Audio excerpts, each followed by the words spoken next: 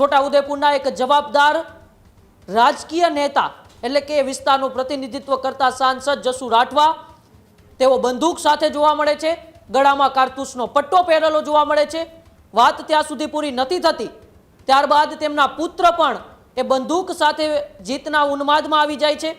તેમનો પણ video social મીડિયામાં વાયરલ થાય છે। છોટાઉદેપુર ભારતીય જનતા પાર્ટીના તાલુકા પ્રમુખ પણ બે બંદૂકો લઈને એ વિજયના ઉન્માદમાં ભૂલી જાય છે કે આ ગાંધીનું ગુજરાત છે, આ સરદારનું ગુજરાત છે, આ યુપી કે બિહાર નથી કે તમે હથિયારો લઈને જાહેર રસ્તા ઉપર વિજયનો ઉન્માદ ચડાવો। ભૂલી જાય છે છોટાઉદેપુર જિલ્લાના એ ભારતીય જનતા પાર્ટીના નેતાઓ કે આપણે કાયદો અને વ્યવસ્થાનું પાલન કરવાનું હોય છે। ભૂલી ગયા છે સાંસદ જસુ રાઠવા કે વિજય એ ચૂંટણીની અંદર થયો છે, તમે કોઈ જંગ નથી જીતી લીધો કે તમે બંદૂકો લઈને રસ્તા ઉપર ઉતરી જાઓ। હજુ સુધી તમે અમારી ચેનલને સબસ્ક્રાઇબ નથી કરી તો અત્યારે જ ન્યૂઝરૂમ ગુજરાતને સબસ્ક્રાઇબ કરો, ફેસબુક અને ઇન્સ્ટાગ્રામ પર ફોલો કરો।